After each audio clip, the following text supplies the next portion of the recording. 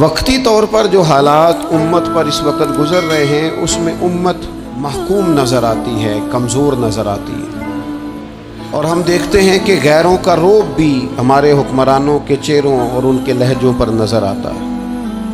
جو قومیں کسی کا رعب اختیار کرتی ہیں، کسی شخص کو اس طرح کا بڑا جانتی ہیں کہ احساس کمتری کا شکار ہو جاتی ہیں، وہ اپنی آنے والی نسلوں کو کبھی مضبوط نہیں کر پاتی۔ ہمارے مزاجوں میں اور ہمارے روزمرہ کے معاملات میں کچھ چیزیں اس طرح کی رکھ دی گئی ہیں کہ لوگ احساس کے نیچے دبتے چلے جا رہے ہیں۔ نبی پاک صلی اللہ تعالیٰ علیہ وسلم فرماتے سوموار اور جمعرات والے دن لوگوں کے اعمال اللہ کی بارگاہ میں پیش کیے جاتے ہیں۔ دو مسلمانوں کے دو بھائیوں کے اعمال رب کی بارگاہ میں پیش کیے جاتے ہیں، اعمال ہیں، نیک اعمال ہے، نیکی ہے، نماز ہے، روزہ ہے، حج ہے، زکوٰۃ ہے، صدقات ہے، وہ نیک اعمال اللہ کی بارگاہ میں جمعرات اور پیر کو پیش کیے جاتے ہیں۔ رب کریم فرماتے ٹھہر جو ذرا ان کے اعمال کو روک دو۔ یا اللہ کیوں؟ فرمایا اس لیے کہ ان کے آپس میں نا دلوں میں نفرت ہے، گھٹن ہے، عداوت ہے، ان کو ذرا مہلت دو، یہ پہلے صلح کر لیں پھر ان کے اعمال بھی قبول کر لیں گے۔ کہ نہ عداوتیں پالی ہوئی ہیں، اپنے دلوں کے اندر گھٹن پیدا کی ہوئی، اختلاف کہاں نہیں ہوتا، لیکن نفرتیں پیدا کر لینا۔ کیا جرم کیا ہے بھائی نے؟ کون سا کفر کر بیٹھے ہیں رشتہ دار؟ کون سی ایسی بات نکل گئی ہے جو زندگی کے ناطے توڑ کے بیٹھ گئے ہم؟ رب کہتا ہے نہیں قبول ہوں گے ابھی اس کے اعمال، روک دو جب تک یہ آپس میں صلح نہ کر لے۔ تو نماز بھی پڑھ، عبادت بھی کر، لیکن یہ بھی خیال رکھ کہ دنیا میں نماز والے نبی کا نظام بھی قائم کرنا ہے۔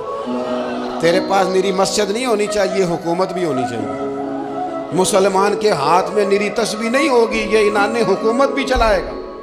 اس کے اندر خودداری ہوگی۔ حضرت عمر تہجد بھی پڑھتے تھے اور سویرے حکومت بھی کرتے تھے۔ حضرت صدیق اکبر ساری رات مدینے والے کی یاد میں رویا بھی کرتے تھے اور صبح اٹھ کر تلوار لے کر نبی پاک علیہ السلام کی ختم نبوت کے منکروں کے خلاف جہاد بھی کیا کرتے تھے۔ میرے اعلیٰ حضرت کہنے لگے سرور کہوں کہ مالک و مولا کہوں، باغ خلیل کا گلے زیبا کہوں تجھے، تیرے تو وصف عیب تناہی سے ہیں بری، حیران ہوں میرے شاہ میں کیا کیا کہوں تجھے۔ غافل آدمی کی علامت ہے برے لوگوں کی صحبت میں۔ خبردار ان کے پاس نہ بیٹھنا جن کے پاس بیٹھنے سے تمہارے دلوں میں اولیاء اللہ کے بندوں کی عداوت پیدا ہو۔ خبردار خبردار ان کے پاس نہ بیٹھنا جن کے پاس بیٹھنے سے تمہارے دلوں میں حضور کی اولاد پاک کے بارے میں شک پیدا ہو۔ خبردار اس شخص کے پاس نہ بیٹھنا جو امام حسین ابن علی کے بارے میں کوئی کمزور بات کرتا ہو، بچنا۔ خبردار اس سے بچنا جو حضور کے صحابہ کے بارے میں بات کرے، بچنا اس سے۔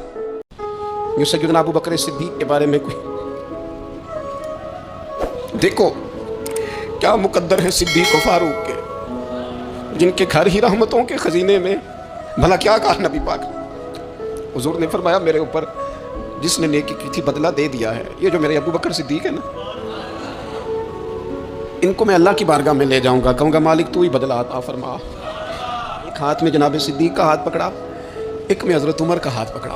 حضور مسجد نبوی سے باہر آ رہے ہیں، دیکھنے والے کی زبان سے بے ساختہ سبحان اللہ نکل گیا۔ کیا شان ہے، کیا مقدر ہے۔ تو حضور علیہ السلام رک گئے اور روک کے فرمایا تو حیران ہو رہا ہے نا، تو حیران ہو رہا ہے نا کہ میں نے ایک ہاتھ میں ابو بکر کو پکڑا ہے، ایک میں عمر کو پکڑا ہے۔ فرمایا قیامت میں جب میری قبر کھلے گی تو میں اسی طرح قبر سے نکلوں گا، اس طرح میدان محشر میں میں آؤں گا۔ خبردار حضور وفاداروں کے وفادار رہنا، ان کے وفادار رہنا، ان کے وفادار رہنا۔ دل اگر صاف نہ ہو تو بھی مالک نیکیاں قبول نہیں کرتا۔ پاک ہوئے تے پاک ہی ملدا ہی تے بنا پاکوں پاک نہیں ملدا۔ اے سارے وجود دے تون دے نالوں اکو تولا ٹکڑا دل دا۔ یہ جو پاکیزگی ہے نا دل کی، یہ نہ ہو تب بھی نیک اعمال اس کی بارگاہ میں قبول نہیں ہوتے۔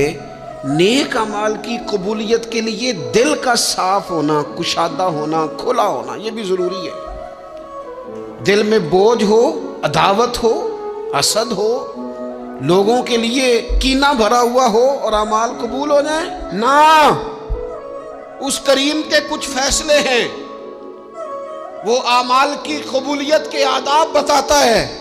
وہ کہتے ہیں میری مرضی سے کرو گے تو میں قبول کروں گا. حدیث پاک آپ کو صحیح مسلم میں ملے گی.